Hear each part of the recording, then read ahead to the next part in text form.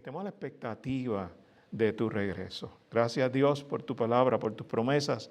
Gracias porque eres un Dios inmutable, que lo que dices, lo cumples. A ti damos la gloria por siempre y pedimos que nos bendiga a través de tu palabra y de todo lo que vamos a compartir en este breve tiempo. Es para tu gloria, en el nombre de Jesús. Amén. No sé cuántos de ustedes han tenido la oportunidad de ver, por lo menos en un libro, de verlo en la internet o quizás visitar la Capilla Sixtina en Roma. ¿Cuántos han estado en la Capilla Sixtina en Roma?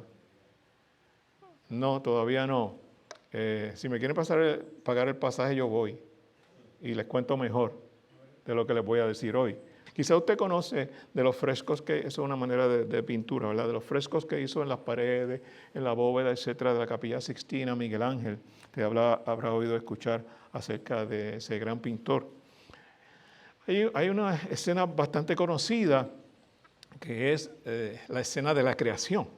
Es cuando usted ve dos brazos que se unen y de un lado está el hombre y de otro lado está supuestamente Dios y se unen así con el dedo. No sé si usted ha visto esa imagen. Esa es una de las más conocidas y ese es el momento de la creación, cuando el hombre, su creación surge, ¿verdad? Dios y el ser humano surgen. Pero alrededor de eso también hay otras muchas imágenes, muchos otros frescos, como es que se conoce. Pero lo que no mucha gente habla es que también allí el pintor, el gran pintor Miguel Ángel plasmó una escena grande, amplia, con mucho detalle del juicio final. Y en el centro de esa representación artística está una imagen que representa al Señor, dirigiendo todas las cosas. Y él plasmó a su diestra los que iban a ser salvados, iban para el cielo, y a su izquierda, a su siniestra, los que iban a estar perdidos. Entonces, vemos esa escena. ¿Por qué les hago esta breve ilustración? Hermanos, porque para la iglesia el regreso de Jesucristo, el día del Señor, es una realidad que estamos esperando su cumplimiento. Y es parte de lo que nos da vida, de lo que nos hace seguir adelante, de lo que nos da fuerzas para luchar. Porque sabemos que el Señor, así como ha cumplido todo lo que había profetizado, va a cumplir ese evento final. La venida del Señor Jesucristo, ese regreso, no es una ocurrencia tardía del mensaje básico del Evangelio. La segunda venida de Cristo no es una ocurrencia tardía del mensaje básico del Evangelio. No puede ser entonces relegado a los márgenes de nuestro pensamiento ni a los márgenes de nuestra vida. Es una experiencia importante para nosotros porque es precisamente el día del Señor el que da forma y equilibrio a la enseñanza de la Biblia acerca de todo lo que realmente es el Evangelio de Jesucristo. Y es porque, hermanos queridos, el Señor, sin el regreso, sin ese punto culminante, estaríamos dando vueltas en un ciclo interminable, sin sentido. Y pasa una cosa y avanzamos a la siguiente y llegamos a otra y avanzamos a la siguiente y vamos a estar siempre como hasta ahora, con dificultades, con problemas, con tantas situaciones conflictivas, con crisis en nuestra vida. Pero el Señor empezó una cosa, le ha dado desarrollo y tendrá un fin. Y el fin es su regreso para estar entonces albergando a la iglesia, a su pueblo, a nosotros los creyentes en Cristo, para siempre. Estaremos así para siempre con el Señor. De modo que esa visión, ese concepto, esa realidad bíblica, esa realidad teológica, esa esperanza que tenemos los cristianos acerca del fin de los tiempos, definitivamente debe tener un efecto profundo en la manera en que nosotros vivimos ahora. Porque de lo contrario estamos dejando de ver en su magnitud la razón, la realidad del regreso de nuestro bendito Señor y Salvador Jesucristo. Saben, hay algo que me estuvo curioso, estuve leyendo que se está dando una tendencia en esas cosas que comienzan a coincidir muchas veces, ¿verdad? Hay una tendencia hoy en día de colocar regalos, obsequios en el ataúd de un ser querido. Cuando yo leí esa noticia, recordé los entierros egipcios, los de China. Ustedes saben que hay una dinastía que tiene no sé cuántos soldados de arcilla, porque ese es el ejército que va a defender al caudillo allí en la eternidad, porque tiene que pasar por muchos sitios. Y el que ha escuchado algunas de que los escritos de Dante, por ejemplo, el infierno de Dante, pues él traza las etapas, ¿verdad?, de las almas. Bueno, ¿por qué yo estoy hablando así? Porque aunque esa idea, esa tendencia de colocar regalos en los ataúdes se está volviendo cada vez más popular, lo que me estuvo más curioso es que hay un ejemplo de eso que no le fue tan bien. Y es que una viuda colocó 2 latas de la pega que su esposo utilizaba para pegarse el peluquín. Puso allí en el ataúd. ¿Ay, qué pasó? Que cuando lo cremaron, la tapa del horno donde estaban cremando explotó y se dañó toda. Yo sé que ella no esperaba que eso pasara, nadie esperaba que eso pasara, y no sé si los dueños de la funeraria se percataron de ese evento, ¿verdad? Vamos a asumir que la noticia es cierta. Hacemos cosas raras porque no tenemos un concepto claro, efectivo, bíblico, escritural, del futuro de los hijos de Dios. ¿Cuántas cosas no hemos escuchado? Se murió fulano de tal, ay, que eso es un ángel que me va a alumbrar ahora y va a estar pendiente de mí. ¿Quién le dijo eso a usted? Ay, que yo hablo con fulano de tal que falleció porque él me cuida, me protege y yo le digo todas estas cosas y me contesta. ¿Quién le dijo eso a usted? Tengamos cuidado con la nostalgia, con el romanticismo, con expresiones amorosas de nuestro corazón. Eso es lindo, pero no podemos hacer cosas que la Biblia condena. Ahí está la diferencia. ¿Ve? Por ejemplo, una costumbre nuestra, heredada, obviamente, de los que han precedido, nosotros vamos a las tumbas de nuestros seres queridos a ponerle flores y cosas. Hay quien se arrodilla o de pie y hace una oración por el alma perdida. ¿Quién le dijo eso a usted? ¿Usted no ha revisado eso nunca? Por favor, no piense que yo soy cruel o insensible. En una ocasión le pregunté a una hermana de la iglesia mayor de edad, ¿por qué lo hacía? Simple curiosidad. Y me dio una respuesta que me hizo cierto sentido. Me dice, es por el respeto que yo le tuve a fulano de tal. Y quiero honrar eso. Entendí su sentimiento. Lo entendí.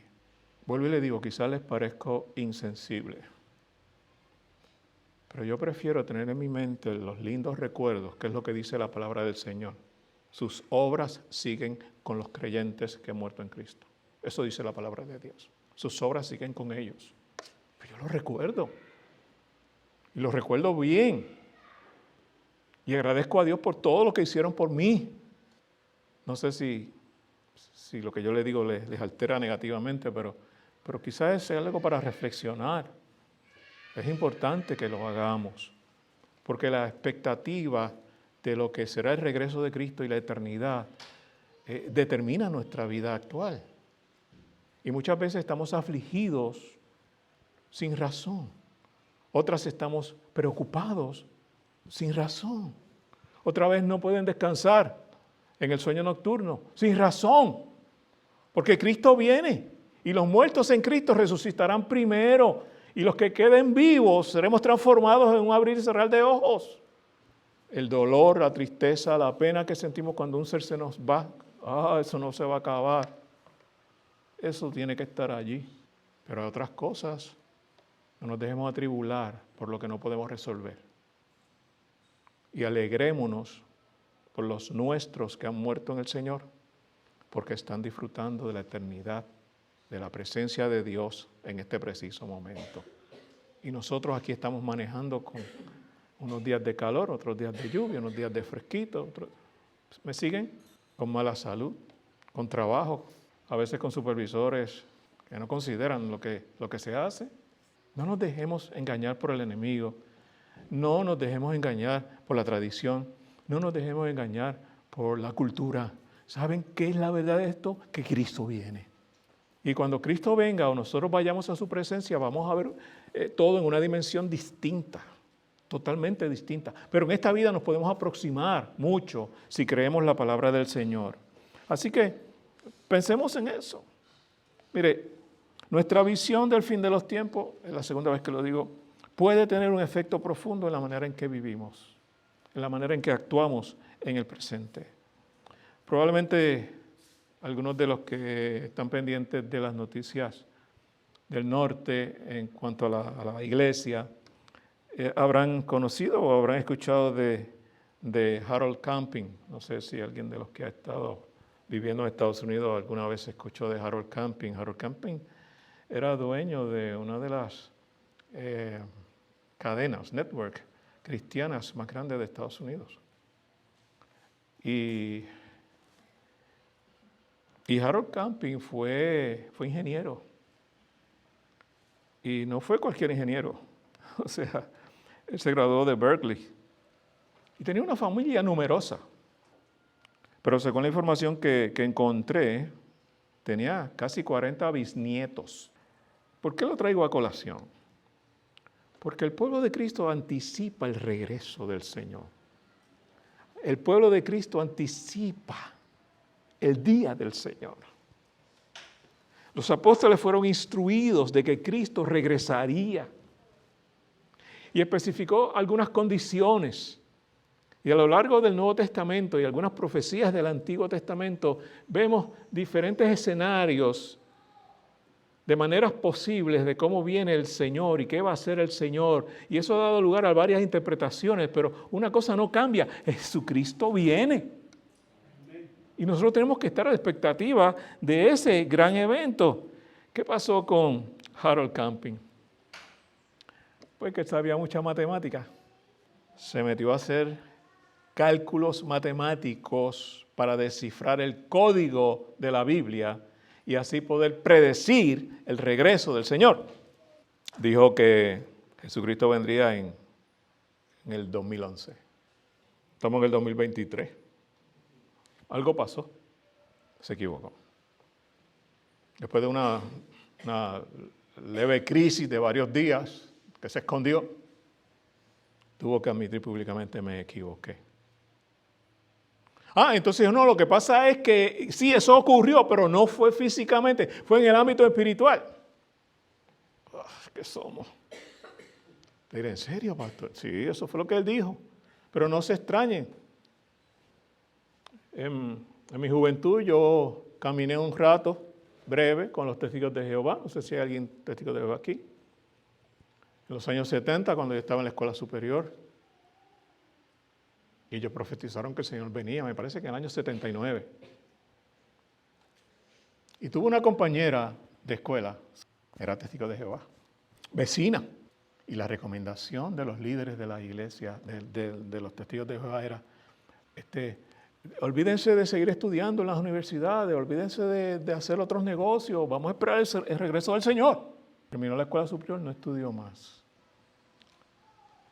Los adventistas, no sé si de nuevo hay alguien adventista aquí, también hicieron eso.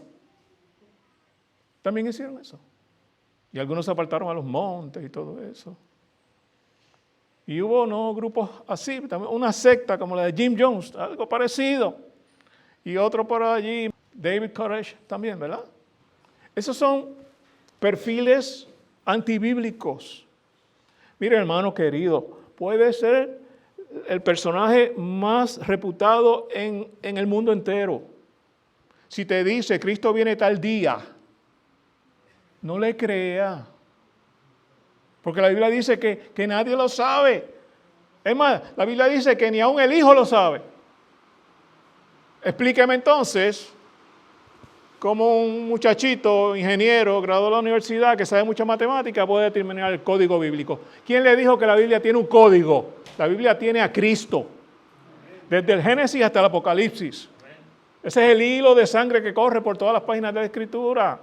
No busque otra cosa. Todo lo demás es especulación. Y estamos en una época donde hay tanta información mala que usted tiene que purgar la que se puede considerar como buena. Pero hay una manera bastante sencilla de hacerlo y es conociendo la palabra del Señor. Vamos a la segunda carta de Pedro, capítulo 3. Esta es la segunda carta que os escribo, y en ambas despierto con exhortación vuestro limpio entendimiento, para que tengáis memoria de las palabras que antes han sido dichas por los santos profetas y del mandamiento del Señor y Salvador dado por vuestros apóstoles, sabiendo primero esto, que en los postreros días, es decir, en los días finales, próximos al regreso de Jesucristo, vendrán burladores andando según sus propias concupiscencias y diciendo, ¿dónde está la promesa de su advenimiento? Porque desde el día en que los padres durmieron, todas las cosas permanecen así como desde el principio de la creación. Estos ignoran voluntariamente que en el tiempo antiguo fueron hechos por la palabra de Dios los cielos y también la tierra que proviene del agua y por el agua subsiste, por lo cual el mundo de entonces pereció anegado en agua, pero los cielos y la tierra que existen ahora, decía el apóstol Pedro, están reservados por la misma palabra, guardados para el fuego en el día del juicio y de la perdición de los hombres impíos. Mas, oh amados, dice el Señor, no ignoréis esto, que para con el Señor un día es como 1000 años y 1000 años como un día. El Señor no retarda su promesa según algunos la tienen por tardanza, sino que es paciente para con nosotros, no queriendo que ninguno perezca, sino que todos procedan al arrepentimiento. Pero el día del Señor vendrá como ladrón en la noche, en el cual los cielos pasarán con grande estruendo, y los elementos ardiendo serán deshechos, y la tierra y las obras que en ellas hay serán quemadas. Puesto que todas estas cosas han de ser deshechas, ¿cómo debéis vosotros andar en santa y piadosa manera de vivir, esperando y apresurando para la venida del día de Dios, en el cual los cielos, encendiéndose, serán deshechos y los elementos, siendo quemados, se fundirán? Pero nosotros esperamos, según sus promesas, cielos nuevos y tierra nueva, en los cuales mora la justicia. Esa es la promesa que quiero que no dejemos pasar por alto. En aquel día, según sus promesas, esperamos cielos nuevos y tierra nueva en los cuales mora la justicia. Gloria a Dios por eso. Hermanos, el mundo como lo conocemos es algo temporal. El mundo será de alguna manera totalmente restaurado, va a ser transformado. No va a ser ya más cuando Cristo venga como lo conocemos en este momento. Y eso lo voy a explicar en cierto detalle en unos minutos. En este pasaje en particular, el apóstol Pedro nos presenta un panorama de particularmente 3 detalles sobre la destrucción venidera y todos ellos de la manera como será restaurado este mundo. El primer detalle que señala Pedro dice que los cielos pasarán con gran estruendo. La palabra cielos, en el contexto de este versículo, debemos inferir que la tierra también desaparecerá con ella. No solamente el cielo, sino también la tierra. Y los versículos 5 y 7 nos dan base para pensar que cuando se habla de que los cielos pasarán con gran estruendo, también hace alusión a la tierra, porque allí cielo se refiere a la totalidad del universo. Entonces, ¿qué significa que todo pasará con un rugido? Bueno, probablemente deberíamos pensar esto como el sonido crepitante del fuego mismo mientras destruye los cielos y la tierra. No sé cómo será. Esa es la visión de la manera de decirlo de Pedro. Otros escritores lo dicen de otra manera. Algunos no dicen eso. Y ahorita les daré un detalle adicional. Jesús mismo dijo que el cielo y la tierra algún día van a desaparecer. Eso está en Mateo, las palabras de Jesús. Pero permítame sacar una parte para una explicación teológica. Tengo que hacerlo rápido. Si quieren después le envío copia del párrafo. Porque es un poquito denso. Pero creo que es pertinente, porque son esencialmente pasajes bíblicos que nos dan la visión de lo que entiendo que es a lo que se refiere Pedro y a lo que se refiere el Señor. Además de un cielo renovado, como mencionamos, Dios dice la palabra que va a ser una tierra nueva, está en 2 de Pedro allí, en el capítulo 3, pero en el versículo 13 que leímos. Y varios pasajes indican que la creación física será renovada de una forma significativa. Por ejemplo, en Romanos Pablo dice, la creación aguarda con ansiedad la revelación de los hijos de Dios, porque fue sometida a la frustración. Esto no sucedió por su propia voluntad, sino por la del que así lo dispuso. ¿Quién es el que dispone? Dice la palabra, todas las cosas. Dios. Dios lo dispuso de esa manera. Pero queda la firme esperanza de que la creación misma ha de ser liberada de la corrupción que la esclaviza para así alcanzar la gloriosa libertad de los hijos de Dios. Estoy citando Romanos capítulo 8. Sin embargo, ¿será la tierra solo renovada o será completamente destruida y reemplazada por otra tierra nueva creada por Dios? Se ha especulado sobre eso, porque a ciencia cierta no sabemos, porque habría contradicción en las expresiones bíblicas sobre ese particular. Algunos pasajes parecen hablar de una creación enteramente nueva.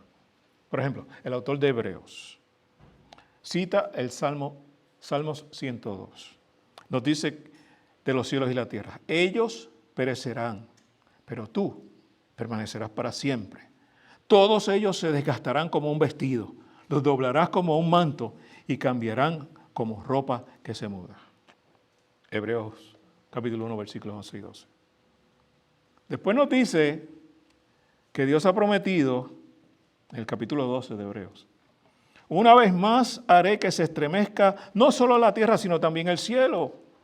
Un estremecimiento tan severo, hermanos queridos, que incluirá la transformación de todas las cosas movibles para que permanezca lo inconmovible. Capítulo 12 de Hebreos dijo eso. Pedro dice, volvemos a la segunda carta de Pedro, capítulo 3, pero el día del Señor vendrá como ladrón.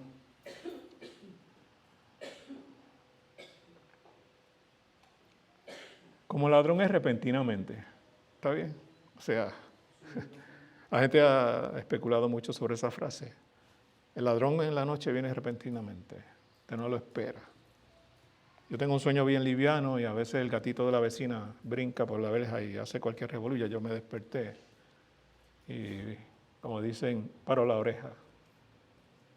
Pues yo no espero un ruido en la noche.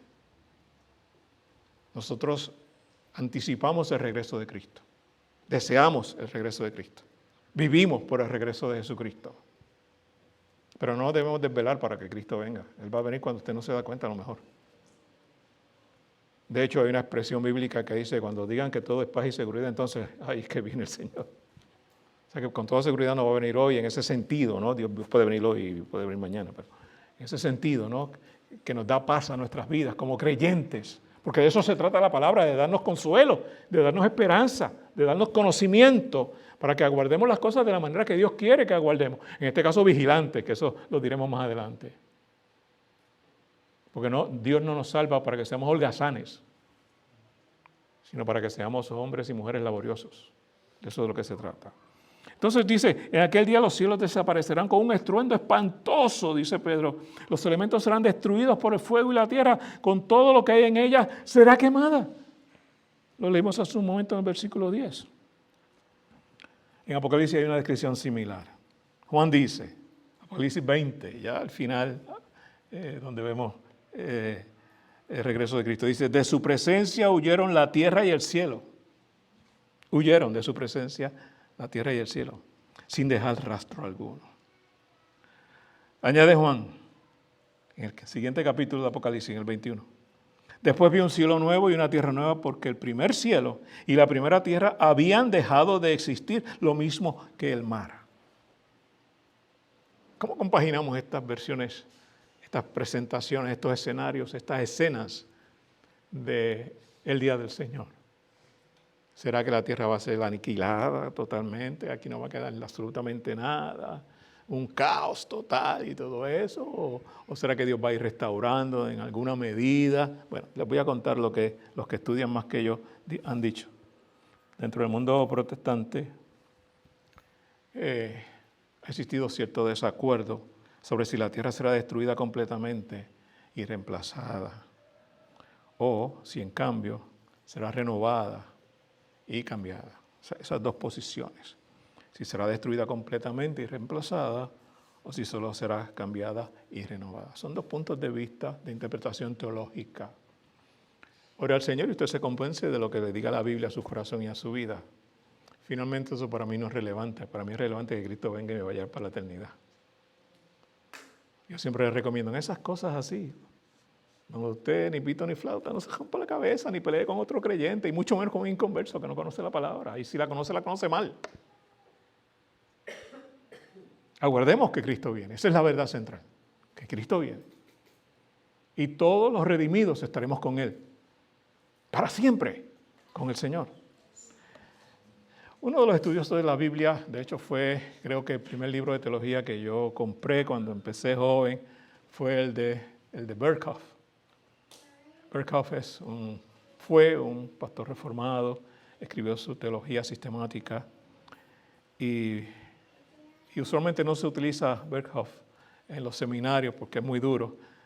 Ese fue el primer libro de teología que yo compré hace algún tiempo atrás y me estuvo bien saludable porque cada vez que yo me acercaba a un tema teológico en la teología sistemática de Berkhoff, yo decía, está difícil esto, no sé qué yo voy a hacer. Cuando estudió en el seminario, nuestro profesor de teología, el Dr. Westmeyer, adivinen qué texto utilizó para la clase de teología los 4 años que estuve en el seminario. Berkhoff. ¿Qué les parece? No estamos de acuerdo con todo lo que él escribió. Ahí es donde está el que usted analice la escritura y tome sus posturas y sin darse cuenta va a ir aliándose a un sistema de pensamiento poco a poco. Por eso yo le digo, no escuche todo y acepte todo, escudriñe la escritura y llegue a sus conclusiones en el Señor. Entonces Berkhoff decía que los eruditos luteranos han hecho énfasis sobre que será una creación enteramente nueva, es decir, destrucción total y nueva creación. Mientras que los eruditos o los estudiosos reformados han tendido a enfatizar aquellos pasajes o versículos de la Escritura que dicen simplemente que la presente creación va a ser renovada. Ahí usted escoja cuando estudie un poquito más. Pero les voy a decir algo para que después no vengan a preguntarme a mí. Ustedes saben que yo me inclino más para los reformados que para los luteranos, ¿no es cierto? Ustedes lo saben ya. Son 20 años aquí, deberían saberlo. Entonces, pues les comparto que yo entiendo que la posición reformada parece preferible, por lo menos para mí. ¿Por qué? Porque mi argumento es el siguiente. A mí me resulta difícil pensar que Dios va a aniquilar completamente su creación original, porque a mi juicio, a mi limitado conocimiento, sería como darle la victoria a Satanás. Mira, hizo la creación. Él dijo que todo lo que había hecho era bueno y ahora lo aniquiló, arrasó con todo y no queda nada. Pues el diablo ganó. Porque ese era el propósito del diablo, destruir. Pero esa es mi idea, no tiene que ser la suya ni nada que se parezca. Usted puede pensar que Dios sencillamente lo destruye todo y lo hace nuevo como en el principio. No tengo problema con eso. Yo pienso que va a ser transformada, que va a haber un proceso. Tampoco me pregunten tiempo, porque ya vimos que 1000 años para el Señor es como el día de ayer. Así que tampoco pretendemos hacer nada de eso. Los pasajes que les mencioné hace unos segundos es básicamente la doctrina completa, sintetizada, resumida de la manera como va a ser ese evento del regreso de Jesucristo en cuanto a la creación se refiere, que es de lo que se trata lo primero que les mencioné. Entonces, esos pasajes de Pedro son bastante estremecedores porque hablan de sacudir, de remover la tierra y de la primera tierra que deja de existir. Pero puede que se refieran a que dejen de existir en la forma presente. No necesariamente que se destruya la tierra. No que explote la tierra y Dios haga otra tierra. No necesariamente, ese es mi juicio. Porque quizás es que va a cambiar la forma de cómo está la tierra o la creación que en ella Dios quiere. No obstante, vuelvo a enfatizar, vuelvo a insistir en el mensaje de hoy. Lo importante, lo verdaderamente importante es que podamos esperar con confianza un mundo nuevo donde gobierne la justicia de Dios. Porque Cristo viene. Y allí se va a acabar la injusticia, allí se va a acabar el dolor, allí ya no habrá necesidad de clamar por la paz, ya no tendremos miedo de que estalle una tercera guerra mundial como muchos anticipan. y están precipitando y hablan del nuevo orden. Válgame, desde Kennedy yo creo que se está hablando del nuevo orden mundial y ya dicen que se acerca para el 2040, si no me equivoco, y todas esas cosas. Y sabe, yo creo que la estrategia del diablo en estos momentos finales, cuando sea, pero creo que estamos en los momentos finales, yo creo eso, es el miedo. Es el miedo. Pasamos una pandemia con miedo. Ahora, ¿qué hay para los niños? Micoplasma, con miedo. Países peleándose entre sí. Ah, pastor, eso está lejos por allá. ¿Sí? Venezuela, con Guyana, ahí al lado. A 1 hora o menos en avión. Averigüe a quién le pertenece Guyana y pregunte con quién está aliado. Y se va a dar cuenta del peligro que pudiera eso representar. Yo espero que usted lea esas noticias, no se quede leyendo las cosas que hablan los políticos en Puerto Rico, que es la misma redundancia estúpida de todos los días. Discúlpeme, se me zafó. Pero es la verdad.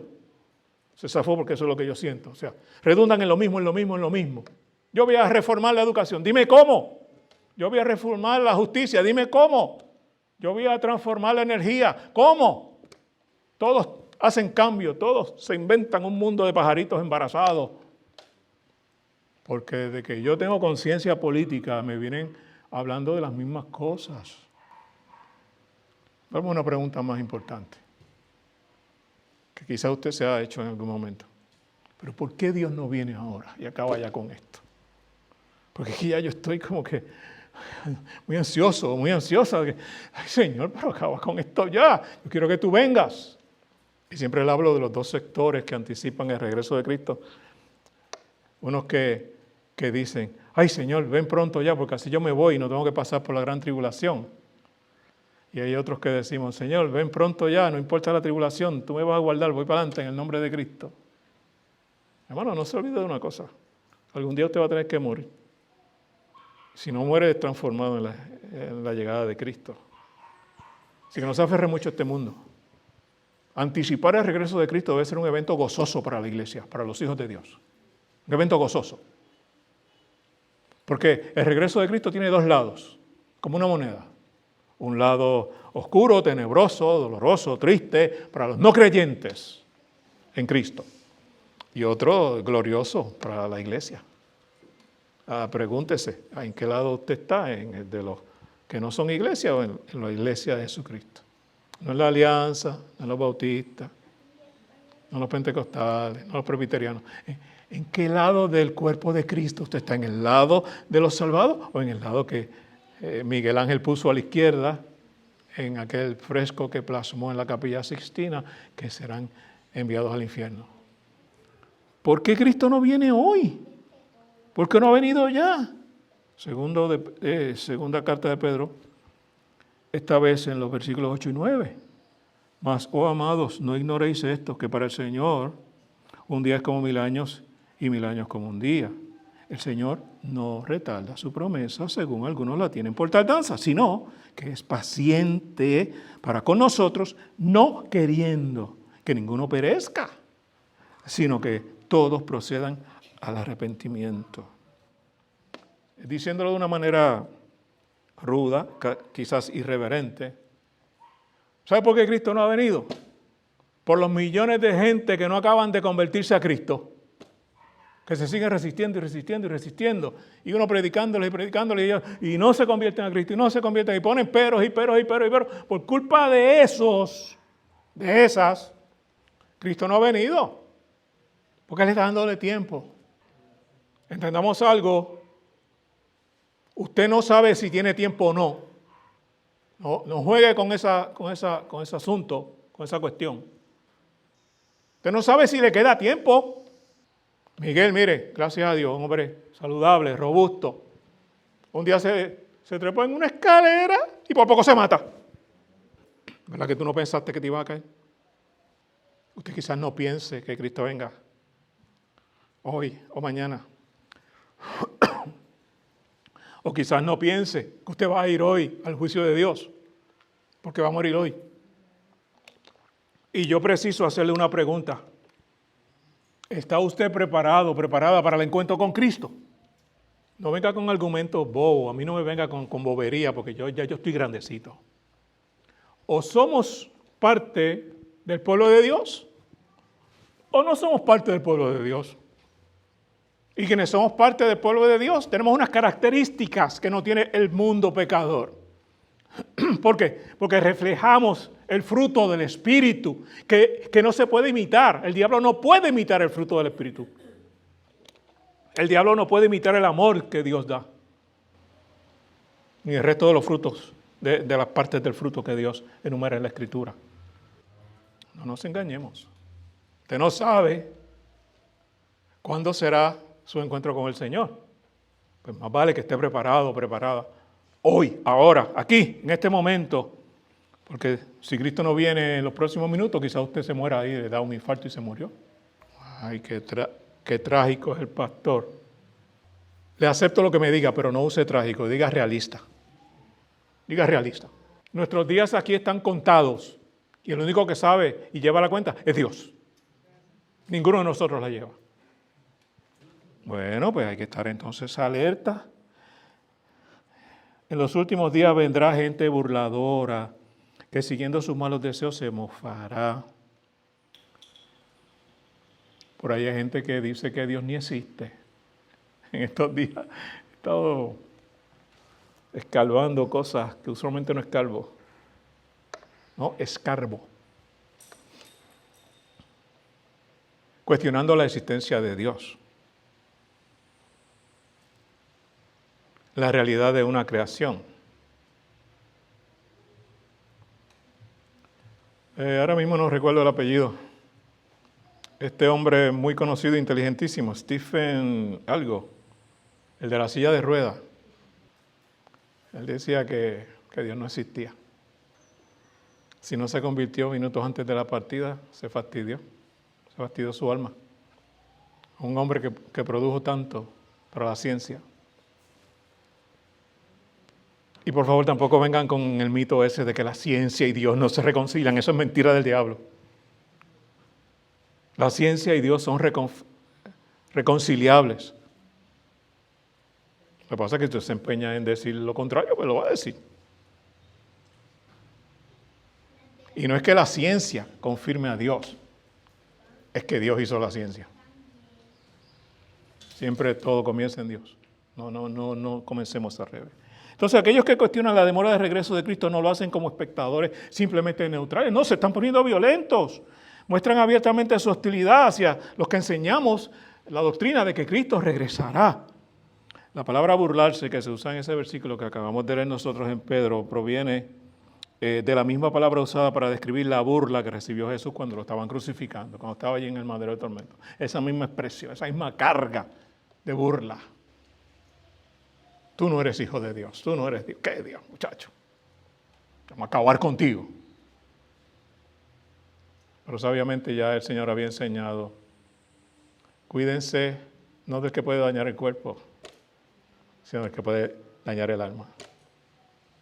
Y el alma de Cristo no la tocó nada ni nadie, porque al tercer día volvió a la vida. Él la tomó, dice la palabra del Señor. Esa es la esperanza que tenemos todos nosotros, los hijos y las hijas de Dios.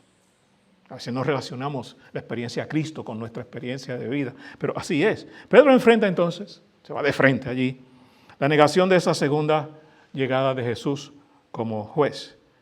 Y les digo que decía el versículo 2 que leímos hace un momentito, las palabras que los santos profetas pronunciaron en el pasado y el mandamiento que dio nuestro Señor y Salvador por medio de los apóstoles, eso es lo que va a pasar.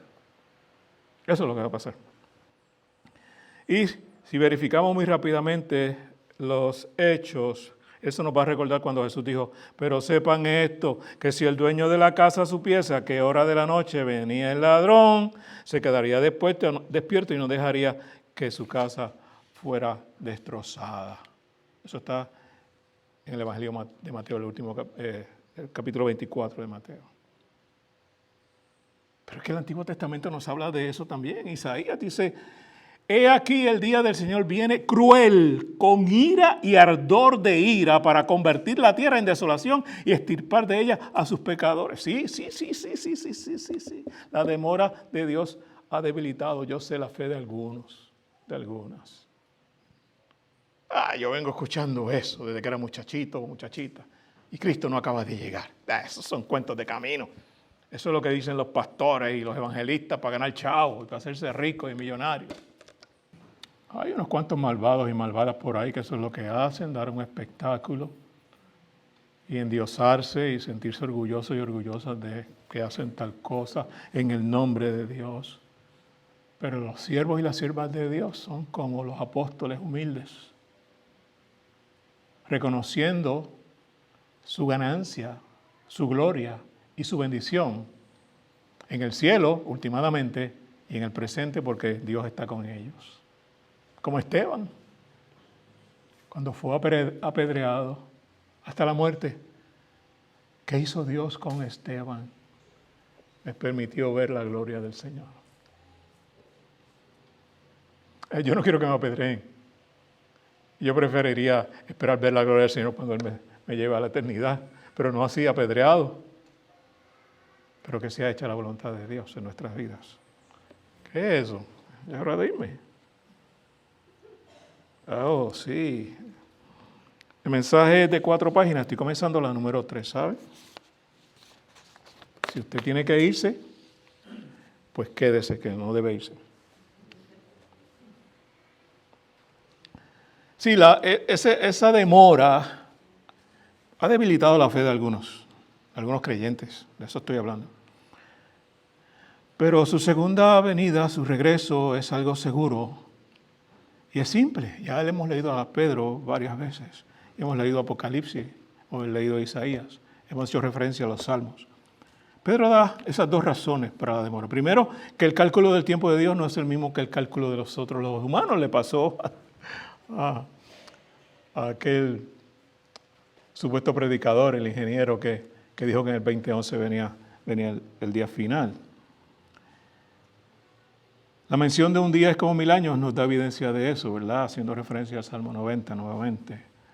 Salmo de Moisés, dicho sea de paso. En segundo lugar, Dios retrasa la destrucción del mundo para que la gente se salve. De modo que hay 2 caras de la moneda para el regreso de Cristo. Están los 2 lados.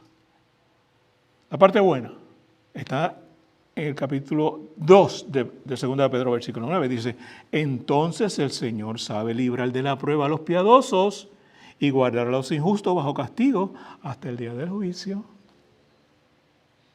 El día del juicio no es en su regreso, en su segunda venida, en el día del Señor. Es posterior a eso. Usted sabe la teología de ese Apocalipsis. Viene el Señor y después el juicio. Usted sabe eso. Yo se lo enseñé. Estuve como 2 o 3 meses hablando de escatología hace unos años. De modo que hay buenas noticias donde Dios realmente viene a buscar a su pueblo. Y pues tenemos el otro lado, el lado difícil, el lado oscuro, que implica juicio de Dios. Juicio de Dios. Entonces, esa imagen de que Jesús viene como el juez, que es algo que creemos los cristianos, todos los cristianos, vendrá como juez. Pues hay quienes no les gusta eso y se hacen los locos y no lo consideran.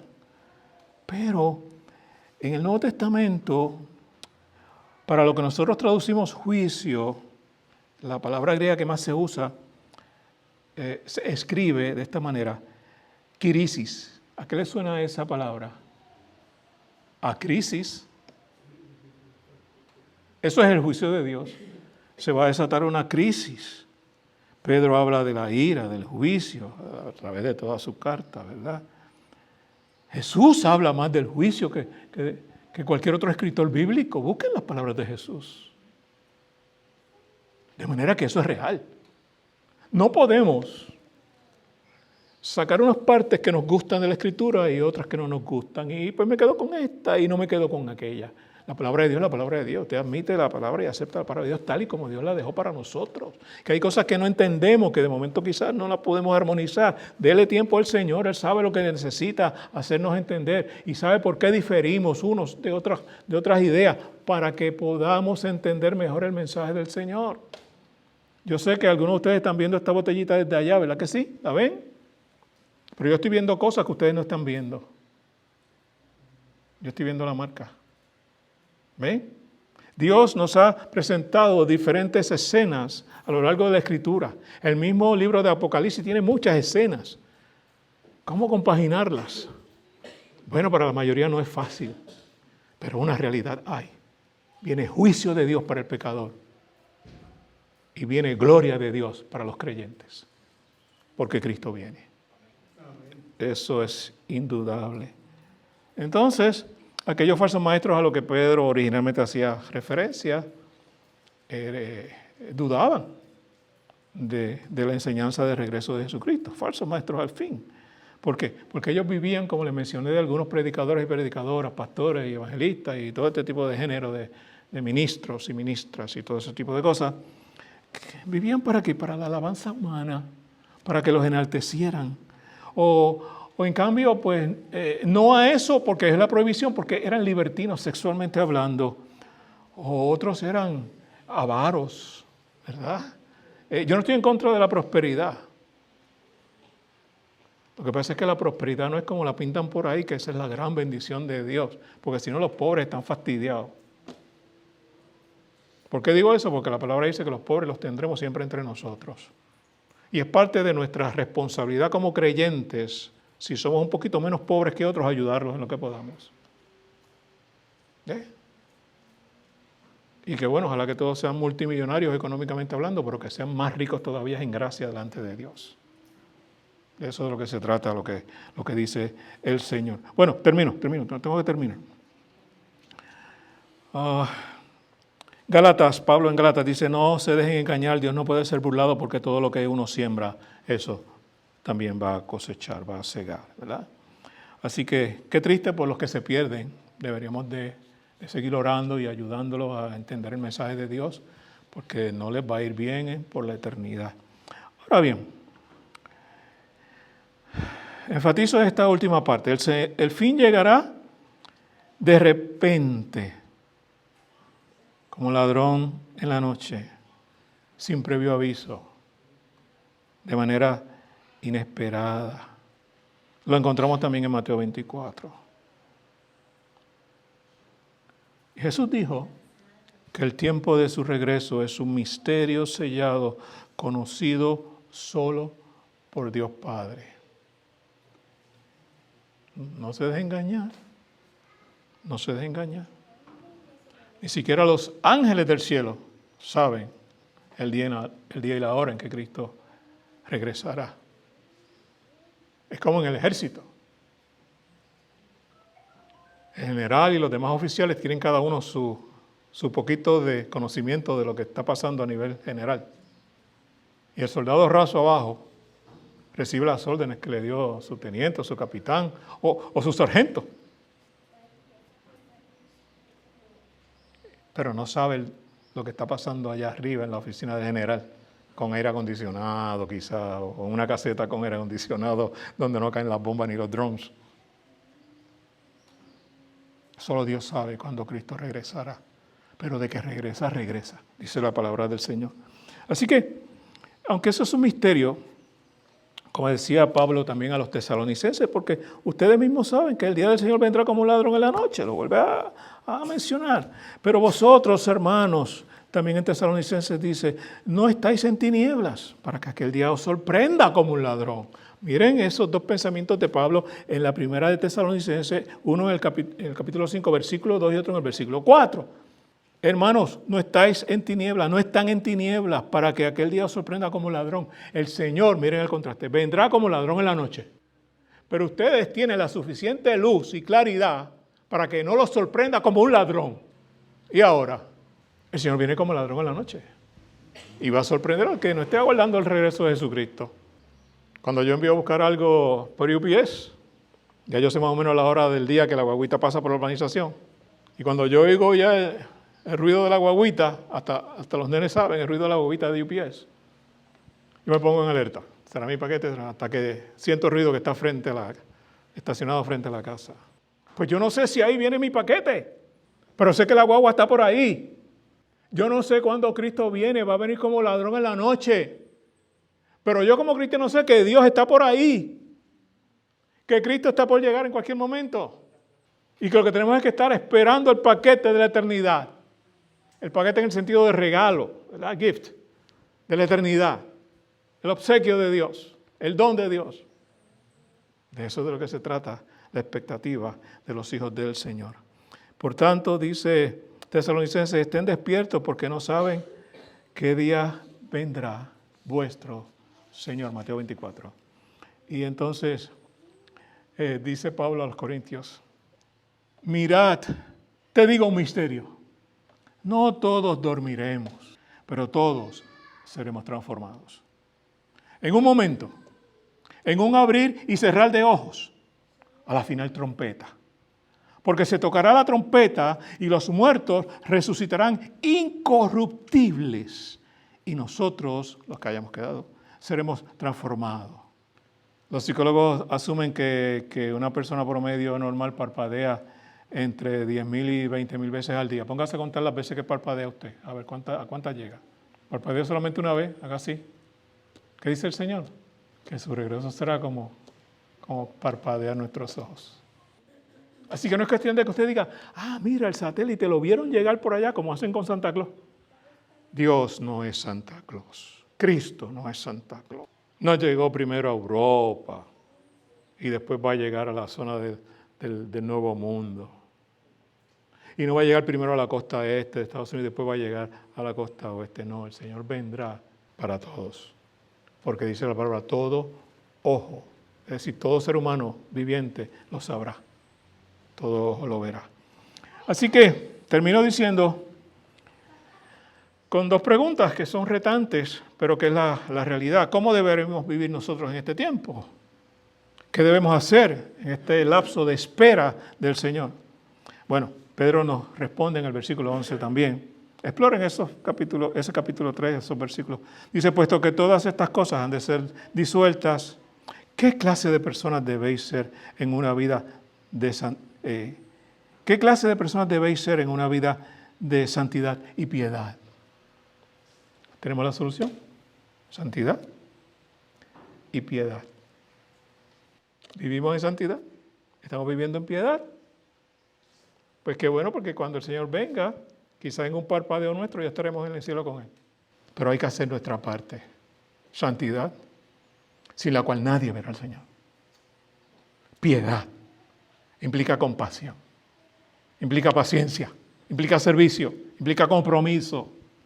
No siga jugando con el Señor, no siga jugando con la iglesia, no siga poniendo excusas que usted sabe que son solamente excusas. El Señor puede llegar en este momento para usted, quizás no para nadie más, pero para usted. ¿Estamos preparados para el encuentro con el Señor? El versículo 13 de ese capítulo 3 de Pedro. Por tanto, amados míos, mientras esperáis esto, procurad ser hallados junto a Él sin mancha ni defecto y en paz. A todos los gruñones y las gruñonas, a todos los revolucionarios, a todos los iracundos y las iracundas, a todos los que están matando gente por allá sin sentido ni razón, por propósitos mezquinos. Usted que vive aborrecido o aborrecida de la vida, sepa una cosa, que ese no es el comportamiento de los hijos de Dios. Ese no es. No quiere decir que en algún momento le den un corajito y eso, pero aún así la palabra de Dios dice que se abreve, que no se ponga el sol sobre tu enojo, que se abreve, que te pase ya, chica, chico. ¿Ven? La palabra de Dios nos da el consejo. Recordemos lo siguiente y termino. El Evangelio tiene un principio, un desarrollo y un final con el regreso de Él. Y de ahí todo lo que falta. Hoy, en esta mañana, ¿cuál debe ser nuestra motivación? La esperanza de que Cristo viene. Esa esperanza de que el tiempo no es lo que llaman un tío vivo, ¿verdad? Donde las cosas se repiten cíclicamente, sin fin. Dicen, la historia se repite cíclicamente. ¿Verdad? ¿Han oído eso, verdad? Que la vida del ser humano es un ciclo y vuelve a caer en el mismo ciclo. ¿Sabe una cosa? Sorpresa. Dios va a acabar esto en un momento dado. Pueden haber pasado no sé cuántos ciclos. Cosas recurrentes. Dios le tiene una fecha, un día y la hora para el final, para que eso se acabe. En cambio, Dios ha construido la historia para que termine un día, les decía. Es como si el maestro nos dijera que habrá mañana un quiz sorpresa. ¿Sabes lo que es? Un test, una mini prueba de sorpresa. Aquí está lo que tenemos que hacer. Esta es la tarea para estudiar para la prueba que vendrá. Seamos diligentes, versículo 13 de nuevo. Seamos diligentes para ser hallados junto a Él, sin mancha ni defecto y en paz. Podemos confiar que Cristo viene. Aprendamos a vivir a la expectativa de los hijos y de las hijas de Dios. Porque entonces sí va a abrir para nosotros y estaremos sin ansiedad y sin problemas y sin preocupación, porque va a ser así como un parpadeo, es un abrir y cerrar de ojos. Que Dios los bendiga.